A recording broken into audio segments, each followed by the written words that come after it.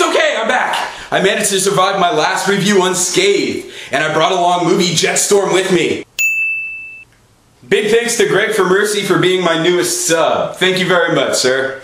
So yeah, this is Jetstorm, whose previous incarnation was Cybertron Sky Shadow. Which is kind of ironic now that I stop to think about it, because Cybertron Sky Shadow was actually just Cybertron Jetfire disguised up as a Decepticon, which I guess in itself is a whole joke on the fandom about disguising different toys and different decos and calling them a different character. Ah, but now I'm postulating, maybe this really is Cybertron Jetfire escaped into the movie universe. After all, there have been characters before him that have shown the ability to cross dimensions, like Armada Sideways.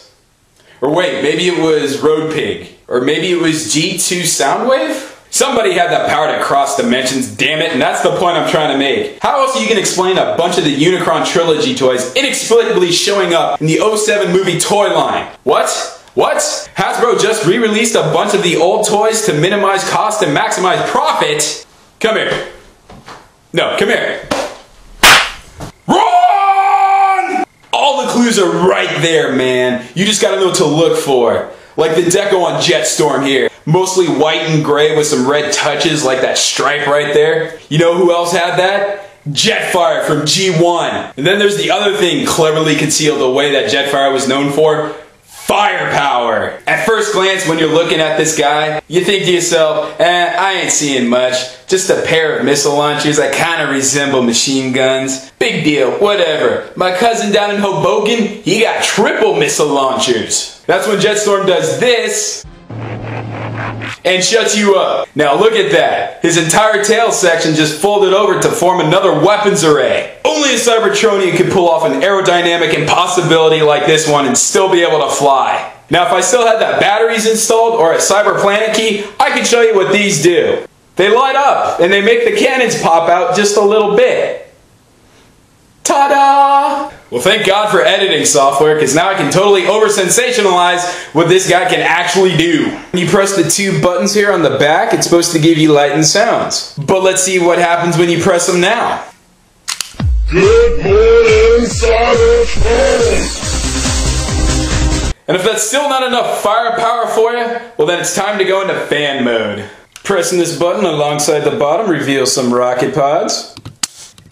Yeah, those are meant more for robo mode, but you never know when a pair of upward-facing rocket pods might come in handy. Then just to add some flair, I like to flip out the head that's right here. He's got a visor. Maybe it shoots lasers like Cyclops. Oh, I'm not done yet. There's more. Much more. When you take the leg section alongside the bottom here and unfold it just right, you can get one of two things out of it. This mode, which I have no idea what the hell it is, but damn if that ain't terrifying. This configuration reminds me of the giant railgun that transforming battleship had from the old Macross Robotech anime series. And speaking of Gerwalk mode, Gerwalk mode! Oh man, it's like he crawled out of a television set from 1986. You can practically smell the decade on him. Smells like Reaganomics. You know, I've come this far, why not just finish it off and show robot mode? Robot mode! And that's all I gotta say.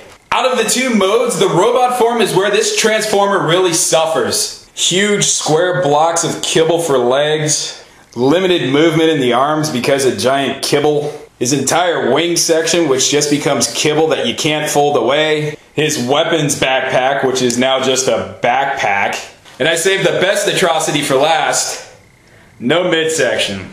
Hi. His leg articulation is pretty nice, but other than that, what the hell happened here? Kibble to robot ratio is off the scale, none of the gimmicks can be used properly, and worst of all, gaps that desperately needed to be filled in weren't filled in. The head sculpt's pretty cherry though.